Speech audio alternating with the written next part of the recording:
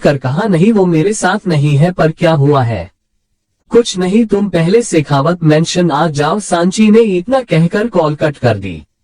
विराट एकदम से घबरा गया। उसे कल की सौम्या की बात याद आ गई। वो जल्दी से उठा और तैयार होकर सीधा शेखावत मेंशन पहुंचा। सब वहां टेंशन में थे। उसने सबकी तरफ देखते हुए पूछा, क्या हुआ है यहाँ, और सौम्या कहाँ है? सबने अपना सिर नीचे झुका लिया। विराट को उनका ऐसा रिएक्शन समझ नहीं आया। उसने गुस्से में फिर कहा, कोई कुछ बोल क्यों नहीं रहा है? कहाँ है सौम्या? उसे गुस्से में देख सांची ने उसे एक पेपर थमा दिया। विराट ने जल्दी से उस पेपर को खोलकर पढ़ा, जिसमें लिखा था, मम्मा पापा, बाप ने जो मेरी एकदम से सगाई करवाई है ना, उसी की वजह से ऐसे जा रही हूँ। मेरे फिक्र मत कीजिएगा सौम्या। विराट ने जब ये लेटर पढ़ा उसके हाथ कांपने लगे। उसकी सांसें भारी हो रही थी। वो ऐसा नहीं कर सकती, वो मुझे ऐसे छोड़कर नहीं जा सकती। विराट बड़बड़ता हुआ वहां से चला गया। किसी को कुछ समझ नहीं आ रहा था। सौम्या तो इस रिश्ते के लिए खुश थी, फिर अचानक क्या हो गया? पर फिर भी अभय और आर्यन पता लगा रहे थे कि कहीं कुछ गलत ना हो गया हो सौम्या के साथ।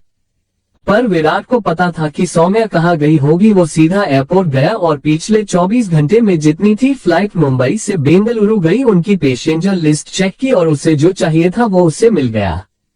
सौम्या कल रात को 9 बजे की फ्लाइट से बेंगलुरु चली गई थी। विराट को एक धक्का लगा। उसने कभी सोचा तक नहीं था कि सौम्या उसके साथ ये करेगी। अगर उसे जाना ही था तो वो विराट को बता कर ही चली जाती, पर ऐसे उसे कुछ समझ नहीं आ रहा था कि वो क्या करे। उसे ऐसा लग रहा था जैसे उसके साथ धोखा हुआ हो, किसी ने उसे चिट किया हो। हाँ, वो सौम्या को इतनी अच्छे तरीके से नहीं जानता था। कुछ दिन की मुलाकात और फिर सगाई, और उसके बाद तो जैसे दोनों का रिश्ता ही बदल गया था। पर क्या सच में सौम्या को उस पर इतना भी भरोसा नहीं था कि विराट उसे समझे? आज पहली बार विराट को ये एहसास हो रहा था कि वो सौम्या से कितना प्यार करने लगा था। पर अब उसे लग रहा था जैसे वो हार गया हो। पर अचानक उसके मन में ख्याल आया कि वो ऐसे कैसे हार मान सकता है। सौम्या को जवाब तो देना पड़ेगा उसके साथ ऐसा करने का, या हो सकता है उसने ऐसा किसी मजबूरी में किया हो। विराट ने अपने आंसू पोंछे और उसने भी बेंगलुरु जाने का फैसला किया। वो जल्दी से वहां से निकला और अपने घर आया। उसने एक बैग लिया और उसे भरने लगा कि एक और ख्याल ने उस दिमाग में घर किया कि वहां जाकर अगर सौम्या ने ये कह दिया कि उसे विराट से शादी नहीं करनी या वो उससे प्यार नहीं करती तो विराट क्या करेगा। वो यही रहा तो कम से कम उसे ये आश तो रहेगी कि सौम्या शायद वापस आ जाए। विराट को कुछ समझ नहीं आ रहा था। उसका सिर जैसे फटा जा रहा था। उसने दोनों हाथों से अपना सिर पकड़ लिया और वही जमीन पर लेट गया। उसे खुद समझ नहीं आ रहा था कि उसे सौम्या से इतनी मोहब्बत कब हो गई। वो सौम्या के प्यार में इतना दीवाना कब हो गया। लेटे लेटे और सौम्या के ख्यालों में उसे वही नींद आ गई। और जब आंख खुली उसे ऐसा लगा जैसे कोई उसकी तरफ बढ़ रहा हो। वो झटके से खड़ा हुआ और अपनी गन निकाली। विराट दरवाजे के पास खड़ा हो गया और जैसे ही दरवाजा खुला के विराट ने उस इंसान को पकड़कर दीवार से सटा दिया और उस पर गन तान दी।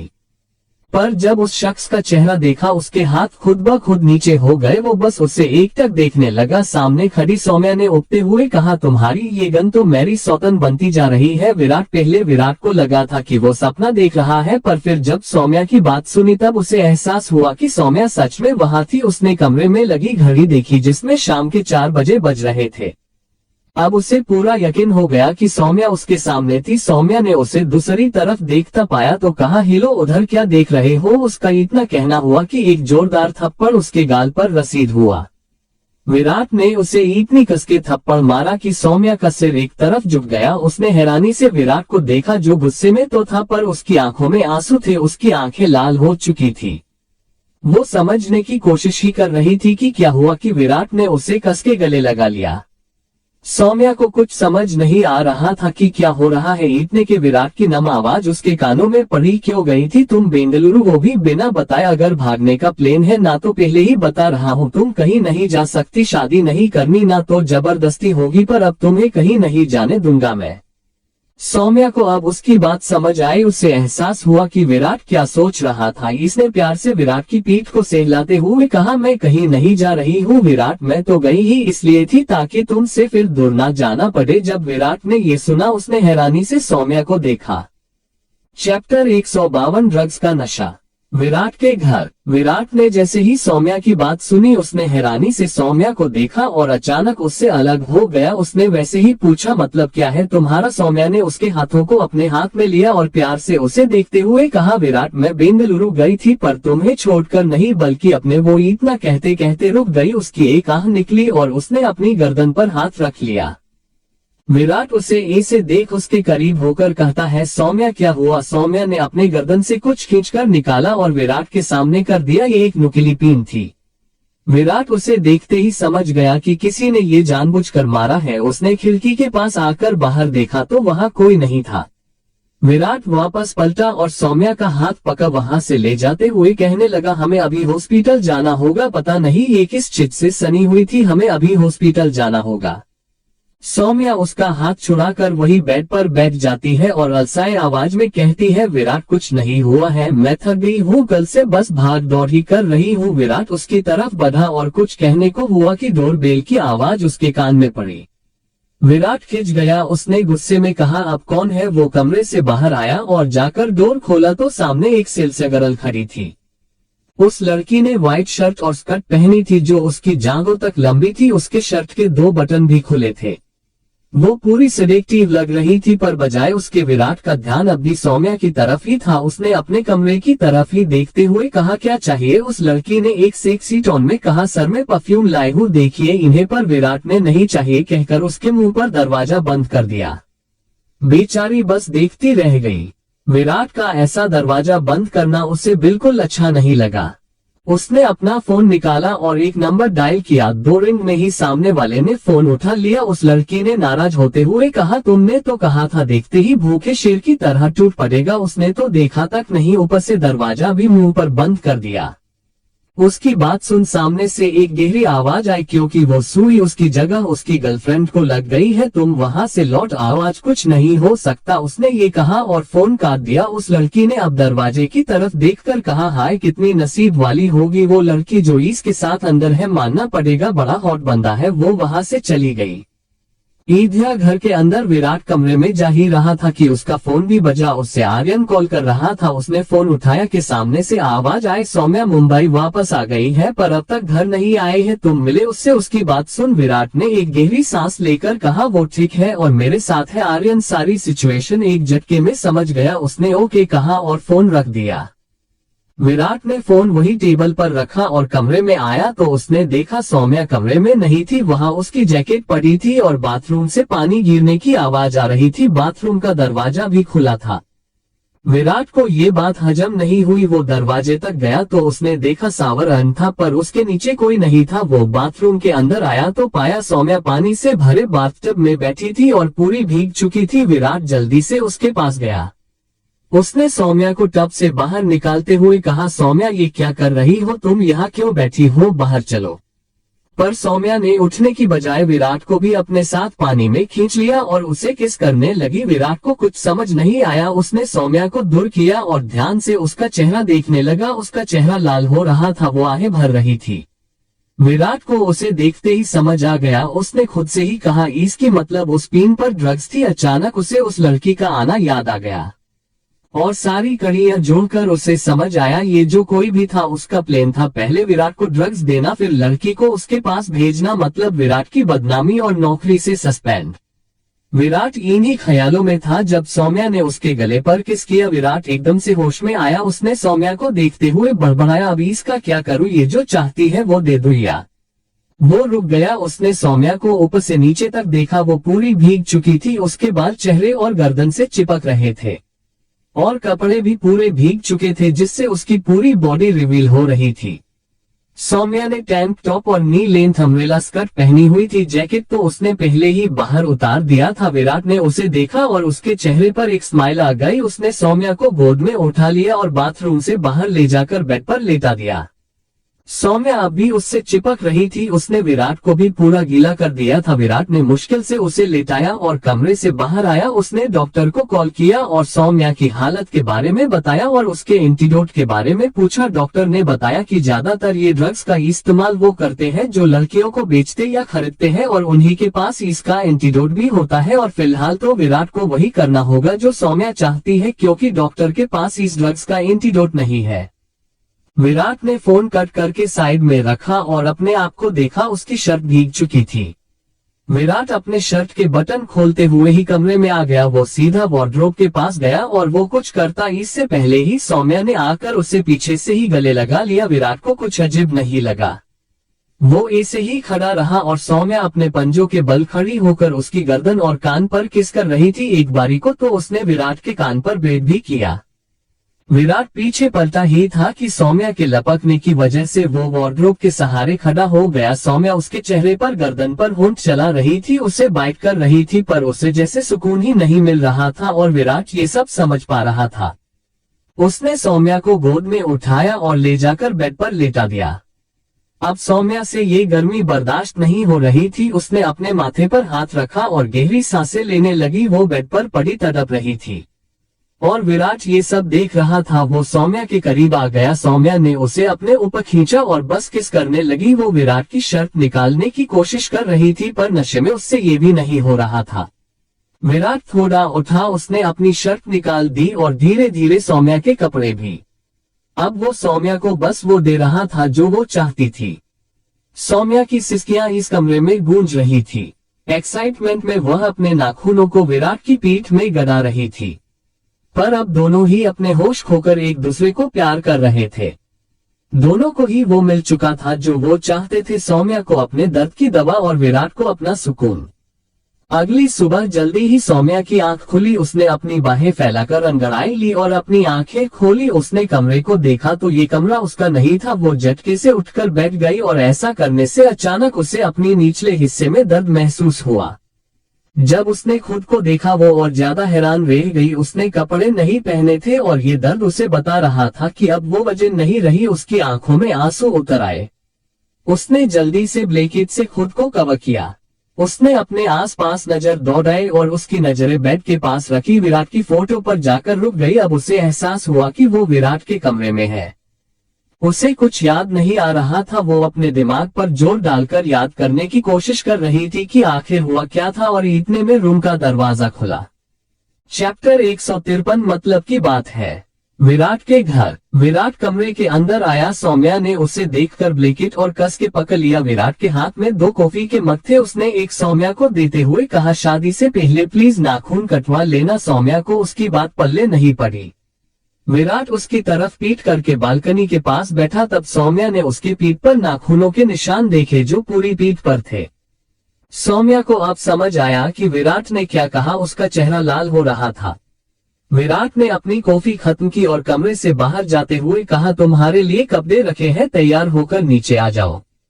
सौम्या ने चारों तरफ नजरें घुमाई। वहां एक पेपर बैग रखा हुआ था। वो उठी और उस बैग को लेकर सीधा बाथरूम में चली गई। कुछ देर बाद वो रेडी होकर नीचे आई तो विराट नाश्ता टेबल पर लगा रहा था। उसने सौम्या को देखा तो अपने करीब आने का इशारा किया। सौम्या उसके पास गई तो विराट ने उसे चेयर पर बैठाया और उसे खाना सर्व किया। सौम्या ने कुछ नहीं कहा और चुपचाप खाना खाने लगी। उसने एक बार भी विराट की तरफ आंख उठाकर नहीं देखा और आखिर में जब उसने खाना खा लिया और वो उठने को हुई कि विराट ने उसका हाथ पकड़कर उसे वापस बैठा दिया। सौम्या का दिल एक बार फिर जोर जोर से धड़कने लगा। विराट ने भी ये महसूस किया। उसने अपनी चेयर सौम्या की तरफ घुमाई और उसके दोनों हाथों को अपने हाथ में लेकर कहा, सौम्या क्या तुम्हें याद है कल क्या हुआ था? विराट ने ये काफी सीरियस टोन में कहा था, जिससे सौम्या सोचने पर मजबूर हो गई। उसने अपने दिमाग पर जोर डाला और सोचने लगी। उसने कुछ सोचते हुए कहा, मैं बेंगलुरु गई थी, उसके बाद मैं तुम्हारे पास आई। फिर वो तो अभी सोच ही रही थी, पर जब विराट ने सौम्या के मुंह से बेंगलुरु सुना उसका फिर गुस्सा बढ़ गया। उसने गुस्से में कहा, अच्छा पहले तो तुम मुझे ये बताओ कि तुम बेंगलुरु क्यों गई थी? सौम्या को जब विराट की आवाज में गुस्सा महसूस हुआ तो उसने नजरें उठाकर उसे देखा जो अब भी सौम्या को ही घूर रहा था। उसने विराट के हाथों को हल्का प्रेस किया और उसे शांति से समझाते हुए कहा, विराट मैं तुम्हें छोड़कर नहीं गई थी, मैं भला तुम्हें छोड़कर क्यों जाऊंगी? मैं तो खुद अपना एडमिशन यहाँ मुंबई के कॉलेज में करवाना चाहती हूँ ताकि मैं हमेशा तुम्हारे पास रह सकूँ, और इसलिए तो मैं बेंगलुरु अपना नाम कटवा कर सर्टी लेने गई थी। विराट का गुस्सा अब भी शांत नहीं हुआ था। उसने फिर वैसे ही कहा, अगर यही बात थी तो किसी को बताकर क्यों नहीं गई, मुझे ही बता देती। उसकी बात सुन सौम्या ने कहा, विराट पापा ने हमें हमेशा बेंगलुरु में रखा ताकि हमारे साथ वो ना हो जो अभी शिवी के साथ हुआ था। मुझे भी लड़ाई झगड़े से डर लगता था, इसलिए मैं हमेशा वही रहना चाहती थी, पर अब बात अलग है और पापा मुझे यहाँ नहीं रहने देते, इसलिए मैं बिना बताए गई थी। सौम्या की सारी बात सुनने के बाद अब कहीं विराट को सुकून मिला। उसने आगे बढ़कर सौम्या को गले लगा लिया। तो अब सौम्या ने उससे सवाल किया, पर रात को क्या हुआ था और वो सब कैसे? सौम्या बोलते बोलते चुप हो गई। तो विराट अपने आप समझ गया, उसने भी सौम्या को सब सच बता दिया। और सच सुनने के बाद सौम्या को समझ ही नहीं आया कि वो क्या कहे। अब विराट अपनी जगह से खड़ा हुआ और अपनी गाड़ी की चाबी लेते हुए सौम्या से कहा, चलो मैं तुम्हें घर छोड़ देता हूँ। वो सौम्या को लेकर शेखावत मेंशन की तरफ निकल गया। इधर दूसरी तरफ शेखावत मेंशन में आर्यन अपने वर्किंग एरिया में काम कर रहा था। जब उसका फोन बता, उसने नंबर देखा तो कमल उसे कॉल कर रहा था। उसने फोन उठाया और अपने कान पर ब्लूटूथ लगा लिया। सामने से कमल की आवाज आई, सर वो दोनों कस्टडी में हैं, आपने जो कहा था वो सब हो चुका है, अब बस दोनों को कोर्ट में सबूतों के साथ पेश करना है और दोनों सीधा 12 साल के लिए अंदर। आर्यन ने अपने डिजाइन तैयार करते हुए ही बस गुड कहा। तो सामने से कमल ने फिर कहा, सर सब सही था, पर एक बात समझ नहीं आई, हर मुजरिम को आप खुद सबके सामने सजा दिलवाते हो ताकि उसे देखकर ही सही कोई सीख ले, फिर इस बार आपने ये बात सीक्रेट रखने को क्यों कहा?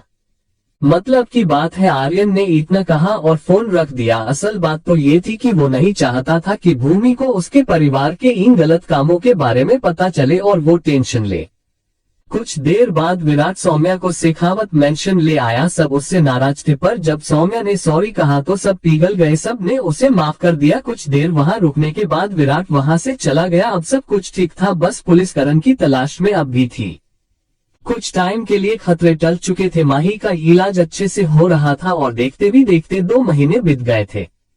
2 महीने बाद भूमि के एग्जाम खत्म हो चुके थे। माही को कल ही हॉस्पिटल से डिस्चार्ज मिला था। उसका बोन मैरो ट्रांसप्लांट हुआ था, जिस वजह से वो 2 महीने से हॉस्पिटल में थी और इस बीच अरमान ने उसका खूब ख्याल रखा था। और अब घर में सबकी शादियों के फंक्शंस शुरू हो चुके थे, पर अरमान और माही अभी शादी नहीं कर रहे थे क्योंकि अभी माही एकदम ठीक नहीं हुई थी। डॉक्टर ने उसे प्रेगनेंसी और सेक्स से 1 साल तक दूर रहने को कहा था क्योंकि उसका शरीर बहुत कमजोर था अभी।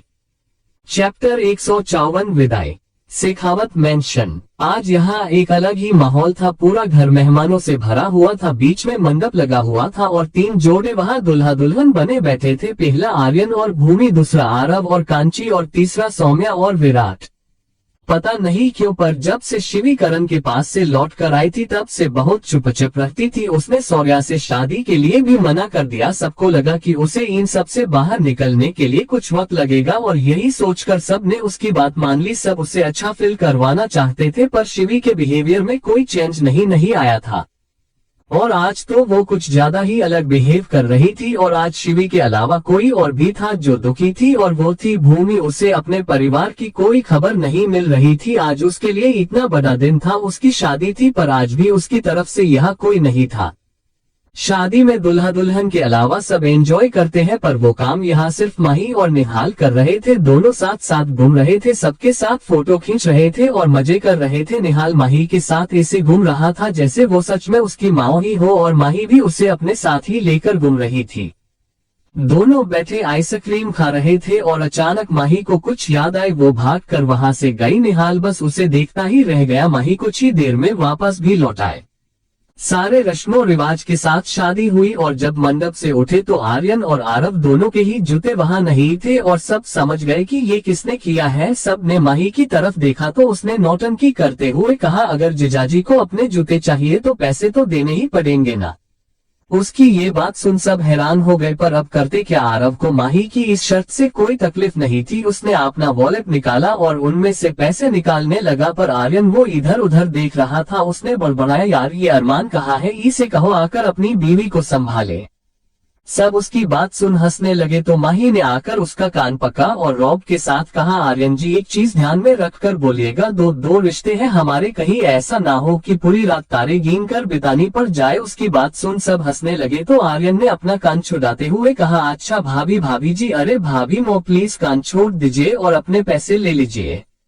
माही ने उसका कान छोड़ दिया और कहा तो फिर दीजिए दोनों 1000 10,000। आर्यन ने अपना वॉलेट निकालते हुए कहा सब 10,000। माही ने उसका मजाक उड़ाते हुए कहा आपके पास इससे ज्यादा होंगे भी नहीं। दोनों ने उसे पैसे दिए। अब सब आगे बने को हुए कि अरमान, निहाल और शिवी तीनों वहां आए और बड़े एटीट्यूड के साथ कहा 1 मिनट, तुमने अपने जिजाजी के साथ रस्म पूरी करी, अब हमारी बारी। सबको समझ आ गया कि अरमान क्या करने वाला है। सब हुटिंग करने लगे। शिवी ने जूते ऊपर करके कहा मेरे भाई के पास तो 10,000 से ज्यादा नहीं है, पर आप हमें 50,000 दे दीजिए। उसकी बात सुन सबने एक बार फिर हुकिंग की। शिवी को ऐसे खुश देख सबको अब सुकून मिल रहा था। विराट ने भी उसे चुपचाप पैसे दे दिए। अब आए विदाई की घड़ी, जहां सबकी आंखों में आंसू थे। यहाँ से अभी आरव और आर्यन भूमि और कांची को लेकर अभय के पुराने घर पर जाने वाले थे और सौम्या विराट के साथ उसके घर। ये ऐसा वक्त था जहां न चाहते हुए भी कोई अपने आंसू नहीं रोक पा रहा था। सौम्या ने चावल अपने पीछे छोड़े। वो सांची और अभय के गले लग के खूब रोई। बचपन से जिन मौ बाप के साए में पली, आज उन्हें छोड़कर किसी और के साथ जा रही थी। वो अभय ने उसके माथे को चुमा और उसे चुप कराया। इतना आसान कहाँ होता है अपना जिगर का टुकड़ा किसी को सौंप देना। सौम्या जैसे जैसे बाहर की तरफ कदम बढ़ा रही थी, उसे अपना हर लम्हा याद आ रहा था।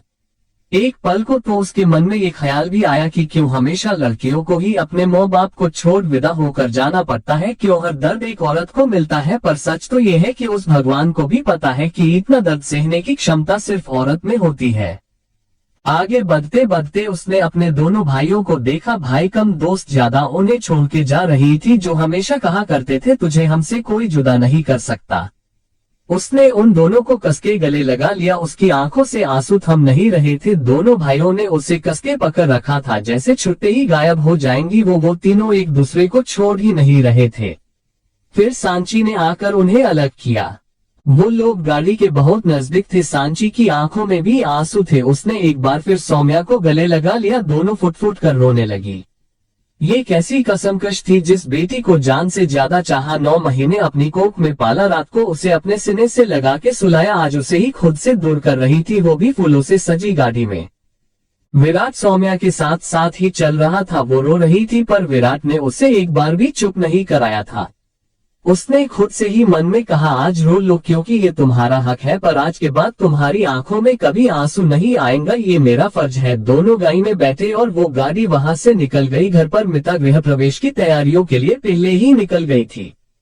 उनके जाने के बाद कांची की विदाई हुई। वो भी अपने दादा दादी के गले लगकर खूब रोई और उनकी गाड़ी के साथ ही सांची भी चली गई, क्योंकि वहां भी तो गृह प्रवेश कराना था। और अब बारी थी भूमि की, जो बस चुपचाप सबको देख रही थी।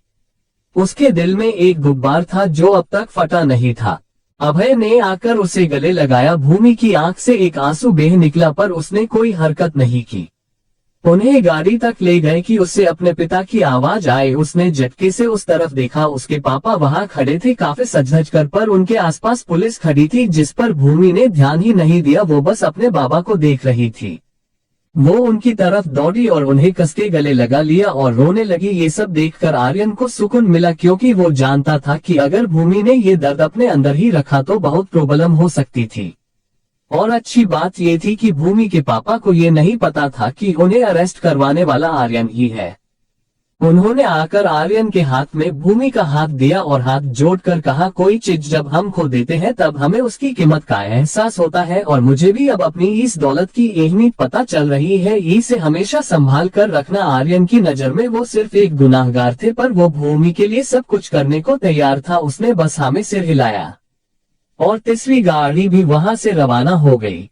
रणजीत जी को पुलिस वापस ले गई और सब एक एक कर वहां से निकल गए, पर इस भागदौड़ में किसी ने ध्यान नहीं दिया कि शिवी एक बार फिर गायब हो चुकी थी। आधों को लगा कि वो दुल्हा दुल्हन के साथ गई है, और जो दुल्हा दुल्हन के साथ थे उन्हें लगा कि वो शेखावत मेंशन में है, स्वीट होम। शिवांगी को रियलाइज हुआ कि वो कैसे खड़ी है, तो वो जमसी गई।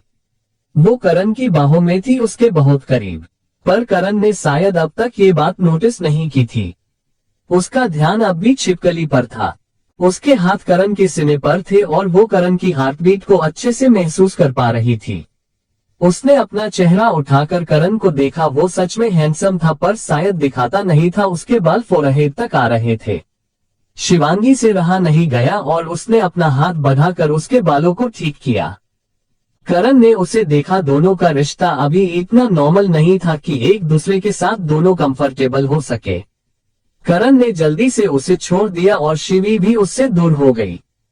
अपनी बेचैनी को छुपाने के लिए शिनवागी ने हड़बड़ाहट में कहा, मैं बेडरूम देखकर आती हूँ। वो जल्दी से वहां से चली गई। इधर मसूरी में अरमान आया और आकर माही के पास काउच पर बैठा। उसने कॉफी टेबल पर नाश्ता रेडी देखा तो माही से पूछा, ये तुमने किया है? माही ने बस में सिर हिलाया तो अरमान ने फिर कहा, पर तुम्हें खाना बनाने की क्या जरूरत थी, मैं बना देता ना। आकर अरमान ने उसे हल्का डांटते हुए कहा तो माही ने कहा, पर आप क्यों बनाते? अरमान ने थोड़ा अलग अंदाज में कहा, क्योंकि मुझे आता है। माही ने उसे घूरा और फिर कहा, हाँ तो मुझे भी आता ही है। अरमान ने उसके सिर पर प्यार से हाथ फेरा जैसे वो कोई बच्ची हो। उसने कहा, अगर तुम्हें चोट लग जाती या चक्कर आ जाता तो?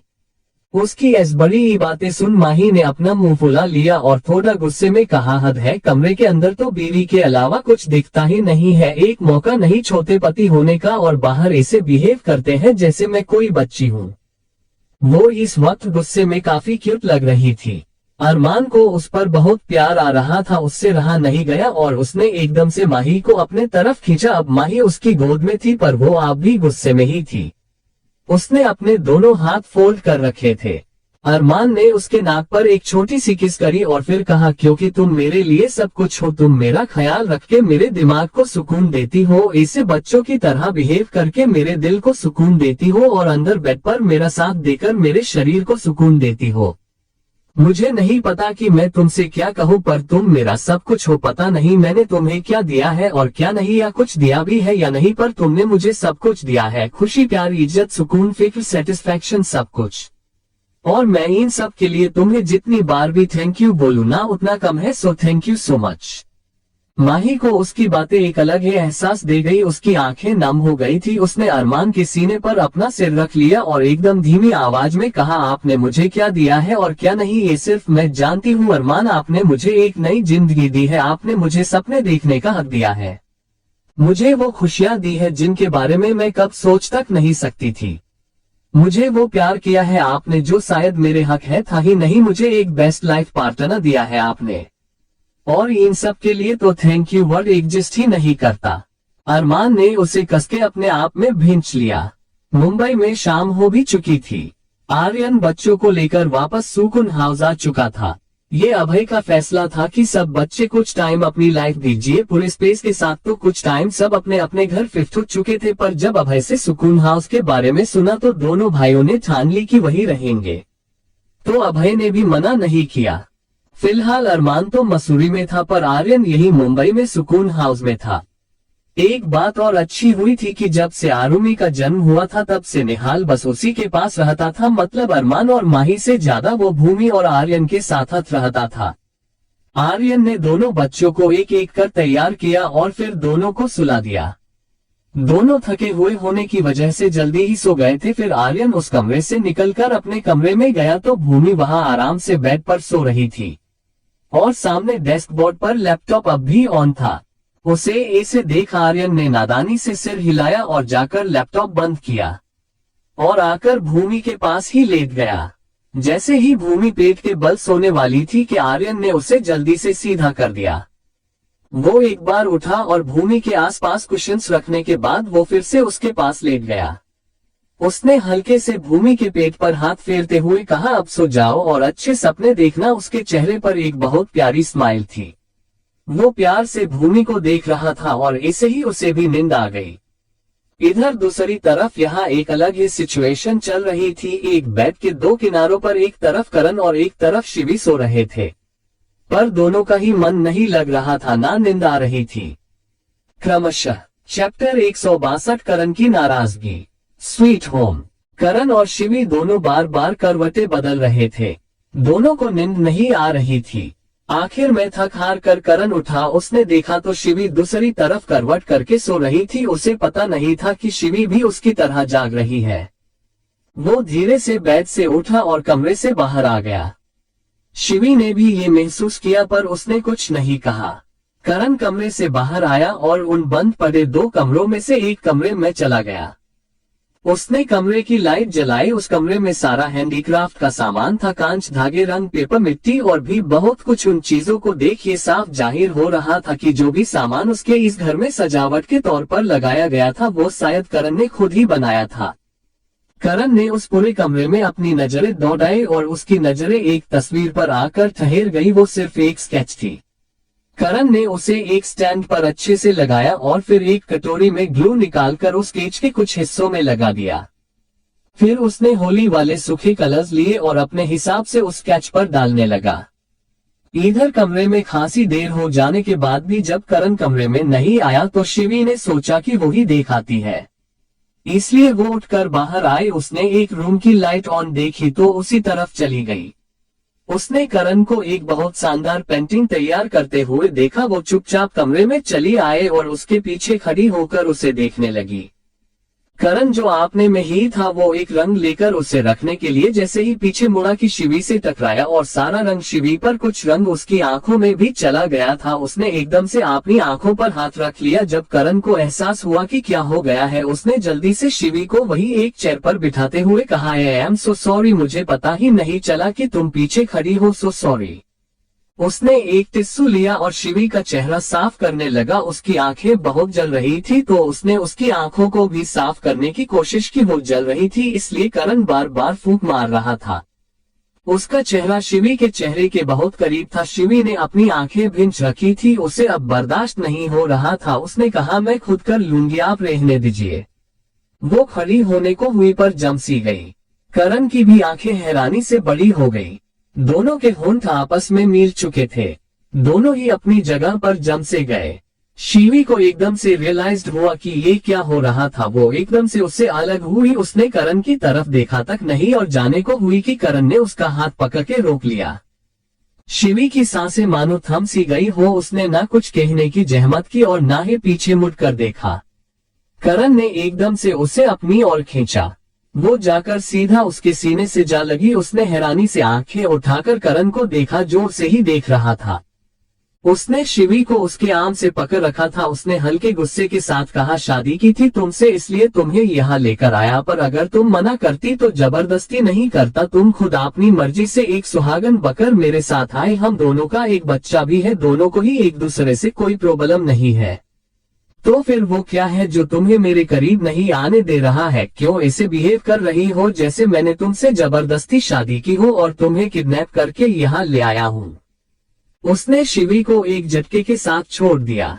शिवी बस हैरानी से उसे देख रही थी। करण ने अपना चेहरा दूसरी तरफ कर लिया और अब उसने थोड़े शांत लहजे में कहा, मैं जानता हूँ तुम किसी और से प्यार करती थी। जैसे ही करण ने ये कहा शिवी और ज्यादा चौंक गई, पर करण ने कहना जारी रखा, मैं जानता हूँ तुम्हारी उससे शादी भी होने वाली थी। शौर्या यही नाम था ना उसका? शिवी, मैंने तुम्हें खुद से नहीं बांधा है, ना आज और नहीं पहले कभी। वो तो तुम ही थी जिसने अबॉर्शन नहीं करवाया और उस वजह से तुम्हें मुझसे शादी करनी पड़ी, पर मैंने आज भी तुम्हें छूट दी है। तुम चाहो तो शौर्या से फिर से शादी कर सकती हो और अगर कियान से प्रॉब्लम हो तो मैं उसे भी अपने पास ही रखना चाहूंगा।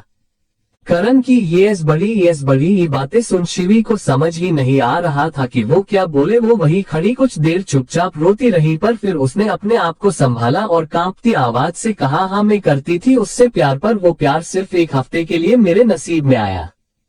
उसकी बात सुन करण ने पीछे मुड़कर देखा तो शिवी ने आगे कहा, मैं तो शादी तक नहीं करना चाहती थी, पर जब मासी मौ ने शौर्य से एक लास्ट बार मिलने को कहा तो मैं उन्हें मना नहीं कर आई। और जब शौर्य से मिली तो उसने मुझे बताया कि मैं उसे नहीं जानती पर वो मुझे जानता है। कॉलेज टाइम में मेरा सीनियर था और अंदर ही अंदर हमेशा मुझसे प्यार करता था।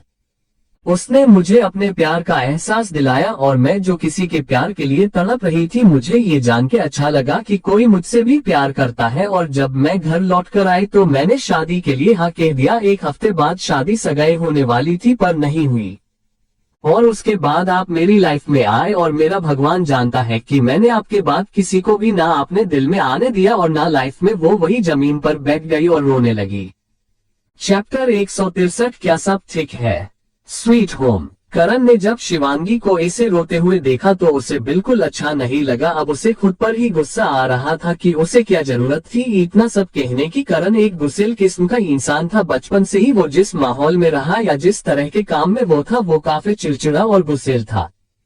पर अब उसे ये बात समझनी होगी कि अब वो अपने बीवी और बच्चे के साथ रहने वाला है। उसे अपना गुस्सा कम करना होगा क्योंकि जो लड़की उसके सामने थी उसने बहुत कुछ सहा था। करण ने अपनी मुट्ठियां भींच ली और उसने खुद को शांत किया और शिवी के पास जाकर उसके जैसे ही जमीन पर बैठ गया उसने उसके चेहरे को अपने हाथों में लेकर कहा, सॉरी। गुस्सा आता है तो ध्यान ही नहीं रहता है कि किसे क्या बोल रहा हूँ। I am so sorry. पर शिवांगी ने उसे कोई जवाब नहीं दिया। उसने करण की तरफ देखा तक नहीं, वो बस चुपचाप रो रही थी। आंखों से आंसू तो बह रहे थे पर लफ्ज खामोश थे। जब करण ने देखा कि शिवी कुछ नहीं बोल रही है तो वो खड़ा हुआ। उसने एकदम से शिवी को अपनी गोद में उठा लिया। शिवी उसके इस एक्शन से चौंक गई। वो अपनी हैरानी से बड़ी आंखें करके उसे देखने लगी। उसने अब भी कुछ नहीं कहा और करण वो भी उसके चेहरे को ही देख रहा था। वो शिवी को बेडरूम में ले आया और ले जाकर उसे बेड पर लेटा दिया। शिवी अब बेचैनी से उसे देख रही थी। उसे कुछ अजीब महसूस हो रहा था। करण ने लाइट्स ऑफ कर दी और उसके पास जाकर कहा, मुझे तो तुम्हारे करीब आने का एहसास है पर शायद तुम्हें नहीं है। चलो आज वो एहसास भी कर लो। करण उसकी तरफ बढ़ा। शिवी ने अपनी आंखें बंद कर ली। करण ने आकर पहले उसके माथे को चुमा फिर पूरे चेहरे को चुमा। उसने एक बार शिवी के चेहरे को देखा तो उसकी आंखें बंद थी। करण ने उसके होंठों पर अपने होंठ रख दिए और उसे किस करने लगा। उसने शिवी के गले पर किस किया तो शिवी ने कसके उसकी शर्ट पकड़ ली। करण ने भी ये महसूस किया। वो थोड़ा ऊपर उठा और अपनी शर्ट निकाल दी और शिवी के ऊपर आ गया। उससे रहा नहीं गया और उसने शिवी की साड़ी भी निकाल दी। दोनों अपने प्यार में खोते जा रहे थे, एक दूसरे में उतरते जा रहे थे। एक सुकून था एक दूसरे को पा लेने का। दोनों खुश थे।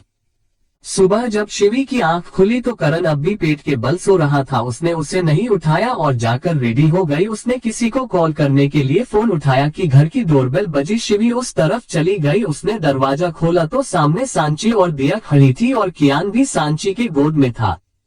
वो शिवी को देखते ही रोने लगा और उसके पास आने के लिए मचलने लगा। सांची ने उसे ऐसे देख कहा, भाई तुम अपने पति के चक्कर में इसे भूल ही गई, सुबह से रो रहा है। शिवी ने कियान को अपनी गोद में लिया और फिर उन्हें अंदर आने को कहा। सब अंदर चले आए। कियान बार बार शिवी के कपड़े खींच रहा था। उसे ऐसे देख शिवी ने कहा, इसे भूख लगी है, शायद आप थोड़ी देर बैठिए। वो उनके सामने ही सोफे पर बैठ गई और कियान को अपनी गोद में लेटा दिया। उसने अपने आंचल से उसे ढक दिया। दिया ने उसे देख कहा, शिवी अब तो तुम्हारा बेटा 1.5 साल का हो चुका है, अब तो इसकी बोतल स्टार्ट कर दो। तुम नहीं थी तो सुबह से रो रहा था। शिवी ने उसके सवाल का कोई जवाब नहीं दिया। कुछ देर बाद उसने सोए हुए कियान को अच्छे से गोद में उठाया और उसे अपने कमरे में ले गई जहां करण अब भी सो रहा था। उसने करण से थोड़ी दूरी पर बेड पे ही उसे अच्छे से सुलाया और बाहर आ गई। तीनों बैठकर बातें करने लगी। शिवी ने नाश्ता बनाया और दोनों को नाश्ता करने बोल करण को उठाने चली गई। जब वो कमरे में आई तो उसके चेहरे पर स्माइल आ गई। कियान सोए हुए करण के साथ खेल रहा था। वो अपने नन्हे नन्हे हाथों से कभी करण की नाक पकड़ता तो कभी कान, वो उसके गालों को और कंधों को कभी नाखून मारता तो कभी सक करता। और करण उसकी आंखें बंद भी पर चेहरे पर स्माइल थी। उसने ऐसे ही प्यार से कहा, कियान। और छोटे से कियान ने खुशी से हुकारी भरी। करण सीधा लेटा और उसे अपने पेट पर बिठा कर उसे प्यार करते हुए कहा, पापा का बेटा है ना मेरा बच्चा, पापा की जान। कियान करण के पेट पर ही लेट गया और करण उसे थपथपाने लगा। कुछ देर ऐसे ही बीत गई। उसने एकदम संभाल कर उसे बेड पर लेटाया और खुद उठकर रेडी होने चला गया। कुछ देर में जब वो बाहर आया तो कियान उठ चुका था। उसने कियान को लिया और बाहर चला आया।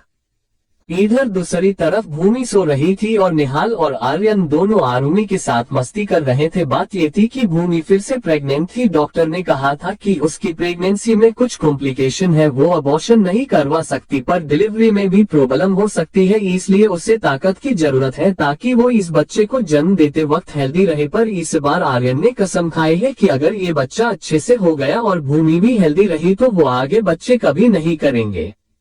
पर आगे उनके नसीब में क्या लिखा है ये तो उन्हें भी पता नहीं है। सब ठीक ठाक चल रहा था, जैसी सबकी लाइफ थी वैसे ही बीत रही थी। अरमान और माही भी वापस आ चुके थे। आरव और कांची अभी कांची की बुआ के साथ इंदौर में शिफ्ट हो गए थे। उनका एक प्यारा सा बेटा था अभीक, और वो भी अपनी लाइफ में खुश थे। हमारी सारी जोड़ियां अपने अपने पार्टनर के साथ अपनी हसीन जिंदगी बिता रही थी, जैसे अरमान और माही, आर्यन और भूमि, आरव और कांची, विराट और सौम्या और करण और शिवांगी। पर कहते हैं ना, जहाँ सब अच्छा होता है वहाँ खुशियों को नजर जल्दी लगती है। एक रोज यूं ही बैठे बैठे आर्यन को किसी का फोन आया। नाम नहीं था, सिर्फ नंबर था। आर्यन ने कॉल उठाकर कहा, हेलो, कौन बोल रहा है? उसकी बात सुन सामने से एक आवाज आई, तुम मुझे नहीं जानते आर्यन शेखावत, पर मैं तो तुम्हें अच्छे से जानता हूँ किंग। क्रमशः चैप्टर 164 वो नहीं रही। सुकून हाउस। आर्यन ने फोन उठाया और पूछा, हेलो, कौन बात कर रहा है? उसकी बात सुन सामने वाले शख्स ने कहा, तुम मुझे नहीं जानते आर्यन शेखावत, पर मैं तुम्हें अच्छे से जानता हूँ किंग। उसके ये बोलते ही आर्यन के चेहरे के भाव बिगड़ गए। उसने सख्त आवाज में कहा, कौन हो तुम? सामने से बड़ी ही कैजुअल तरीके की आवाज आई। उसने कहा, मुझे तो तुम धीरे धीरे जान ही लोगे। फिलहाल तो तुम्हें ये पता होना चाहिए कि जब बीवी प्रेग्नेंट हो और तुम्हारे कई दुश्मन खुले घूम रहे हो तो उसे अकेले बाहर नहीं भेजते, उससे कुछ हो गया तो। उसकी बात सुन आर्यन को गुस्सा आ गया। उसने गुस्से में कहा, कौन है तू? अगर उसे कुछ भी हुआ तो तू नहीं बचेगा। सामने वाले शख्स ने फिर कहा, अरे गुस्सा क्यों हो रहे हो? मुझे तो जब पकड़ोगे तब सोचना कि छोड़ना है या नहीं, पर फिलहाल ये सोचो कि अपनी बीवी की कार को कैसे रोकोगे तुम। आर्यन कुछ कहने को हुआ कि उस शख्स ने फिर कहा, अच्छा, बाकी बातें बाद में करेंगे, फिलहाल तुम्हारे पास वक्त कम है और मुझे याद रख सको इसलिए बस इतना जान लो, रेड हूं मैं। उसने इतना कहा और फोन काट दिया। आर्यन हेलो हेलो कहता रहा पर कुछ नहीं हुआ। उसने बिना कुछ सोचे समझे गाड़ी की चाबी उठाए और बाहर निकल गया।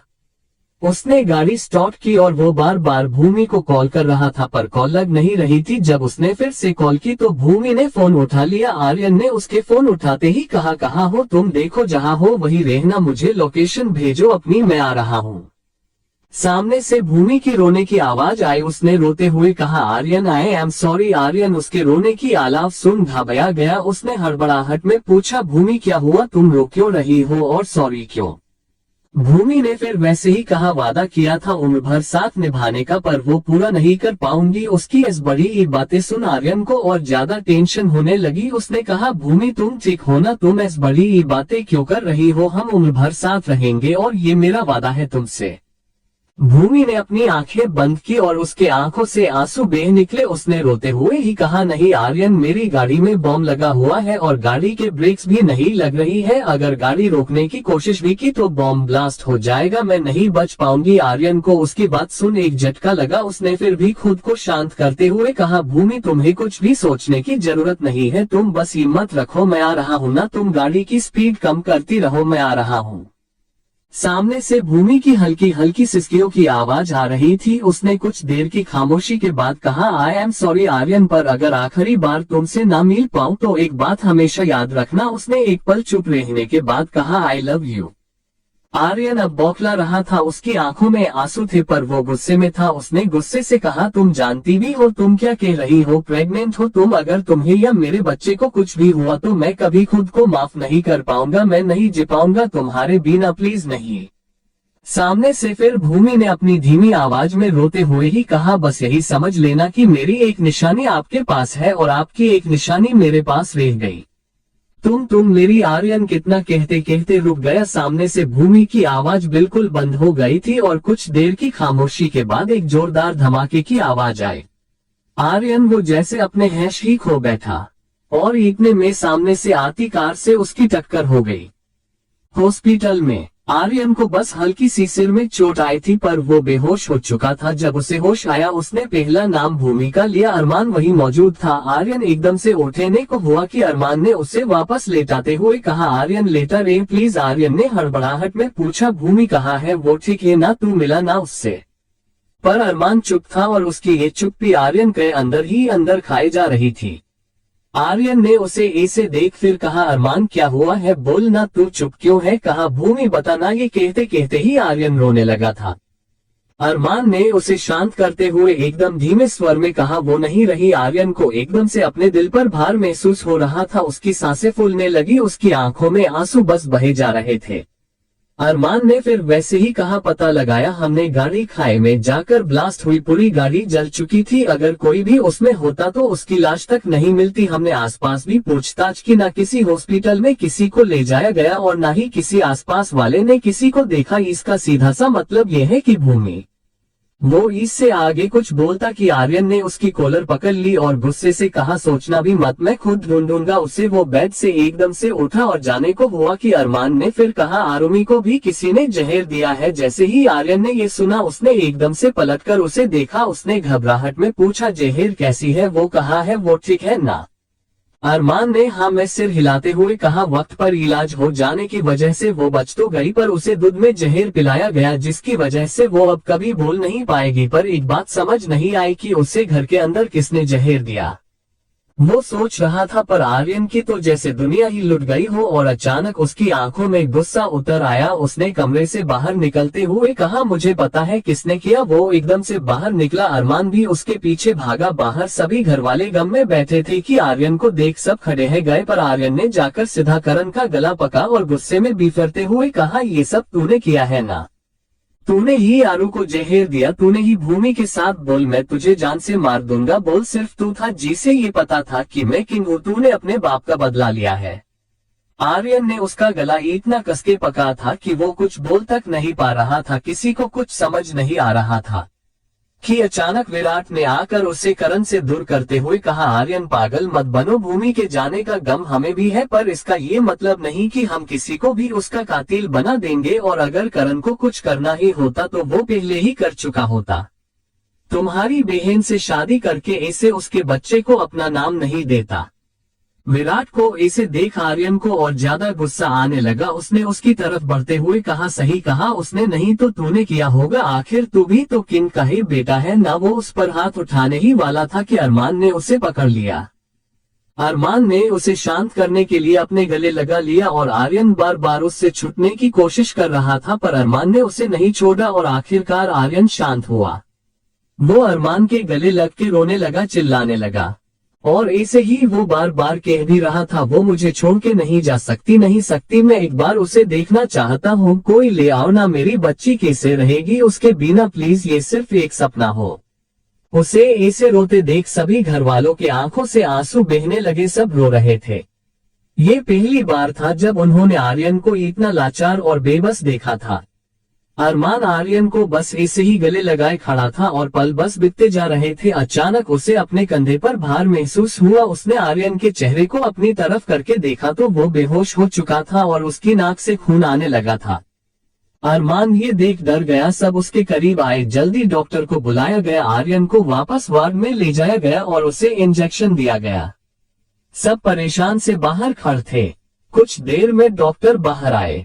सब उनके पास आए और आर्यन की खबर पूछी। डॉक्टर ने एक गहरी सांस लेकर कहा, अभी कुछ नहीं कह सकते, उन्हें गहरा सदमा लगा है और इसका इलाज तो बस ये होगा कि वो खुश रहे। पर डॉक्टर इतना कहकर वहां से चले गए और अब किसी को समझ नहीं आ रहा था कि क्या करे। अभी आर्यन को खुश करना नामुमकिन था, पर कोई थी जो उसे खुश शायद नहीं पर नॉर्मल जरूर कर सकती।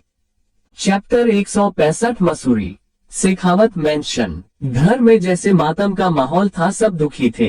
आर्यन पिछले 3 दिनों से बेहोश था। आरुमि तो माही के पास थी, वही उसे संभाल रही थी। सांची का तो जैसे दिल डूबा जा रहा था अपने बच्चे की इस बड़ी ही हालत देखकर। अरमान और सांची दोनों उसके कमरे में बात कर रहे थे। सांची परेशान थी। उसने अपने सिर को अपने हाथ के सहारे करते हुए कहा, समझ में नहीं आ रहा क्या करे, भूमि का ऐसे ही चले जाना समझ ही आया। उसकी 2 साल की छोटी सी बच्ची है। अभी आर्यन का ही ये हाल है। आरुमि कैसे रहेगी भूमि के बगैर, और आर्यन वो तो जैसे जिंदा लाश हो। समझ नहीं आ रहा कैसे अपने बेटे को ठीक करो।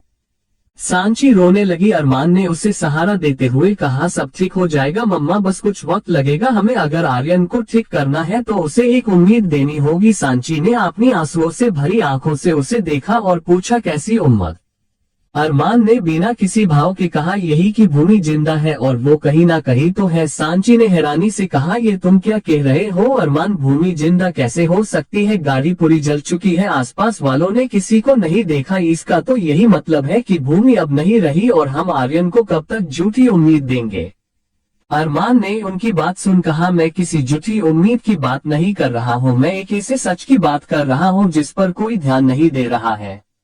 अगर भूमि गाड़ी के अंदर होती तो भले उसका शरीर नहीं पर कुछ तो मिलता ही, पर नहीं मिला। आसपास किसी ने उसे नहीं देखा, हो सकता है भूमि पहले ही गाड़ी से कूद गई हो या कुछ भी और हो सकता है। जब तक हमें पक्का सबूत नहीं मिल जाता हम नहीं बांध सकते, उम्मीद तो रखनी ही पड़ेगी। सांची ने फिर अपनी नम आवाज में कहा, पर कुछ भी हिंट नहीं है, हम कैसे उम्मीद रखे जैसे मेरे टाइम रखी थी। अरमान ने बिना किसी भाव के कहा। तो सांची ने उसकी तरफ देखा। अरमान ने आगे कहा, जब मैं खोया था सारे सबूत कह रहे थे कि मैं जिंदा नहीं हूँ, कुछ नहीं था जो ये साबित कर सकता कि मैं जिंदा हूँ, पर एक उम्मीद थी जिसने 20 साल बाद भी मुझे आपसे मिलवाया, बस वैसी ही उम्मीद रखिए। अरमान ने इतना कहा और उस कमरे से निकलकर आर्यन के कमरे तक आया। फिर पता नहीं उसे क्या सूझा, उसने माही के पास से आरुमि को लिया और फिर आर्यन के कमरे की तरफ बढ़ गया। इधर आर्यन को जब होश आया तो उसके आसपास कोई नहीं था। वो चुपचाप उठकर बैठ गया, उसके चेहरे पर कोई भाव नहीं थे, वो एक खाली किताब की तरह लग रहा था।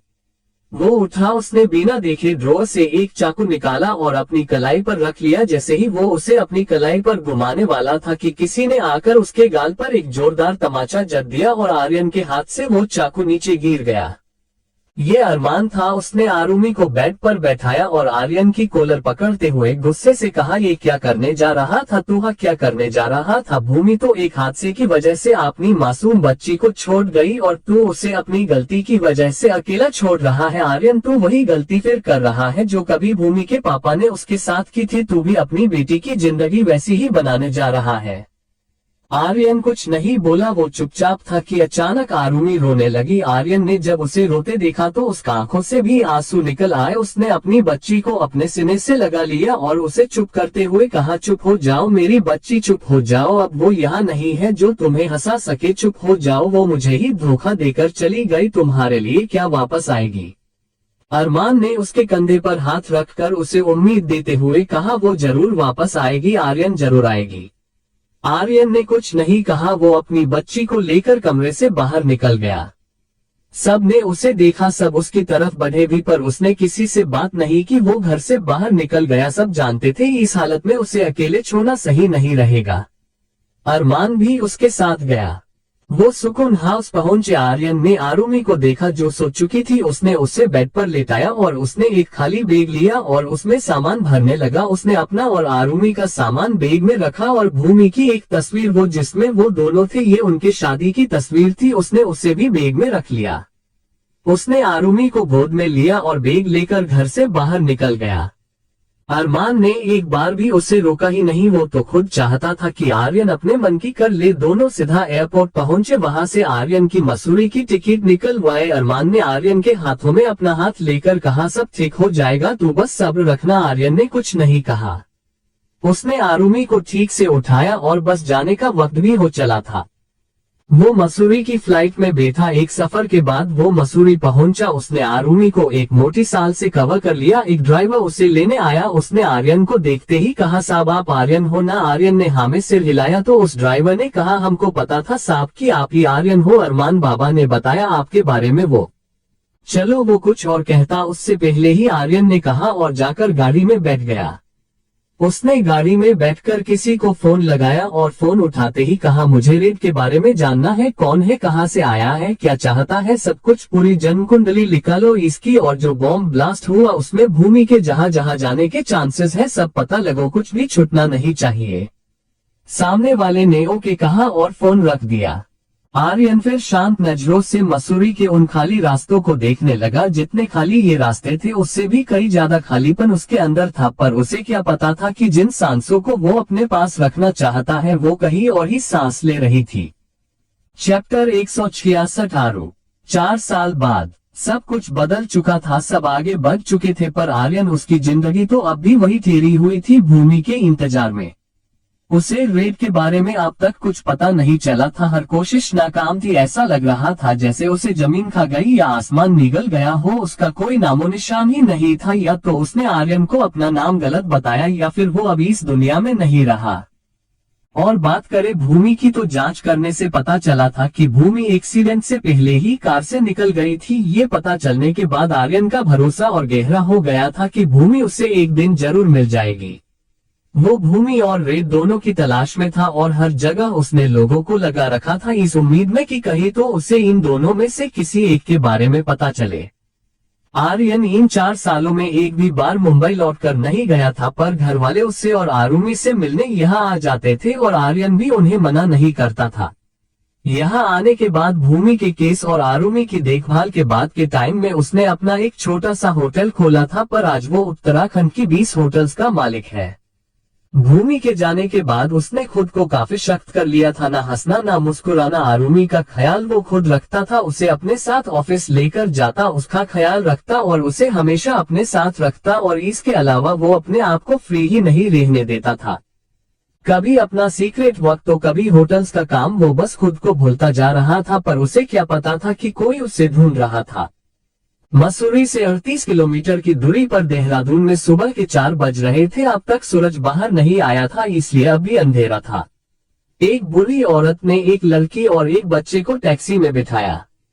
फिर उस लड़की के हाथ को अपने हाथ में लेकर कहा, हमारा साथ अब यहीं तक था, अब तुम्हें अपनी सच्चाई खुद पता लगानी होगी और उसके लिए तुम्हें सबसे पहले यहाँ से जाना होगा। अपना और अभिमन्यु का ख्याल रखना। हम कार के अंदर बैठी लड़की का चेहरा ठीक से नहीं देख रहा था। उसने अपना दूसरा हाथ उस औरत के हाथ पर रखकर कहा, हम मैं ख्याल रखूंगी। फिर वो औरत उनसे दूर हुई और वो टैक्सी मसूरी के लिए निकल पड़ी। सुबह के 7 बजे मसूरी में ये एक बहुत प्यारा घर था, जितना बड़ा था उतना ही खूबसूरत, और इसी घर के एक कमरे में एक बच्ची बड़े आराम से सो रही थी। बाहर से आर्यन की आवाज आए, आरू उठो बेबी, आरू डॉक्टर अंकल से मिलने जाना है ना। जैसे ही कमरे में सो रही आरू ने ये सुना, वो एकदम से उठी। उसने दरवाजे की तरफ देखा तो आर्यन अब भी कमरे में नहीं आया था। वो जल्दी से उठी और जाकर अलमारी में छुप गई, और उसके ये करने से उसके पैर में पहना वो लाल धागे में पिरोया हुआ घुंघरू बज उठा। कमरे में आ रहे आर्यन ने जब ये सुना वो रुक गया, उसके चेहरे पर एक स्माइल आ गई। वो अंदर आया और पूरे कमरे में नजरें दौड़ाई। उसने अलमारी की तरफ देखा और फिर जानबूझ के थोड़ी ऊंची आवाज में, जैसे आरू सुन सके, उसने कहा, अरे ये आरू इतनी जल्दी उठकर कहाँ चली गई, बाहर भी नहीं आई तो अब कहाँ ढूंढूं उसे। उसने धीमे कदमों से जाकर अलमारी खोली। सामने छोटी सी आरू अपने चेहरे को दोनों हाथों से ढांके खड़ी थी। आर्यन उसके सामने घुटनों के बल बैठ गया और उसके चेहरे से दोनों हाथों को हटाया। सच में आरू बहुत खूबसूरत थी, एकदम ब्राउन, बड़ी बड़ी आंखें, ब्राउन घुंघराले बाल, दूध जैसा गोरा रंग। वो ना तो आर्यन जैसी लगती थी और ना ही भूमि जैसी, बल्कि एकदम अलग। उसने आर्यन को देखकर अपना मुंह बना लिया। आर्यन ने उसे गोद में उठाया और बाथरूम में ले जाकर उसे अच्छे से नहलाकर उसे बड़ी क्यूट सी डंगरी पहनाई। फिर उसने उसके 2 पोनीटेल्स बनाई। वो रेडी होकर काफी क्यूट लग रही थी, पर मुंह भी फुलाया हुआ था। आर्यन उसे रेडी करके नीचे लाया और उसे डाइनिंग टेबल पर बिठाया। फिर खुद हाथों से उसे नाश्ता कराने लगा, पर आरू ने चेहरा दूसरी ओर कर दिया। आर्यन उस तरफ लेकर गया तो आरू ने दूसरी तरफ चेहरा कर लिया। आखिरकार आर्यन ने हार मान ली। उसने एक गहरी सांस ली और कहा, फाइन, हम ढूंढते हैं आज एक नैनी को। जैसे ही आरू ने ये सुना, वो एकदम से आर्यन की तरफ पलटी और अपनी एक उंगली और अंगूठे से अपनी गर्दन पर पकड़कर दिखाया। उसे देख आर्यन ने कहा, हाँ बाबा सच, अब तो खा लो। फिर उसने आरू की तरफ एक बाइट किया तो उसने खा लिया। उसे नाश्ता कराने के बाद दोनों हॉस्पिटल के लिए निकल गए। आर्यन अपनी बेटी को गोद में लिए बैकसीट पर बैठा था। उसने आरू के सिर को चूमते हुए कहा, मुझे पता था तुम नहीं मानने वाली हो, इसलिए कल ही अखबार में नैनी की जॉब के लिए इश्तिहार छपवा दिया था। अब आखिर हो तो तुम मेरी ही बेटी, जिद्दी तो होगी ही। इधर दूसरी तरफ वो लड़की भी मसूरी पहुंच चुकी थी। उसने अपने बच्चे के लिए दूध खरीदा और आज का अखबार उसका बच्चा 4 साल का होगा ही, और वो दिखने में बिल्कुल आर्यन जैसा था। सब कुछ उस लड़की ने उस अखबार में जॉब्स ही ढूंढी और उसने आर्यन का वो एड भी देखा। एक 6 साल की बच्ची को संभालना था, रहने के लिए घर और अच्छी सैलरी। उसने सोच लिया कि वो यहाँ इंटरव्यू देगी। उसका खुद का एक बच्चा है तो उसे बच्चे संभालने का तजुर्बा भी है। उसने एक नजर अपने बच्चे की तरफ देखा। क्रमशः चैप्टर 167 आर्यन और भूमि आमने सामने।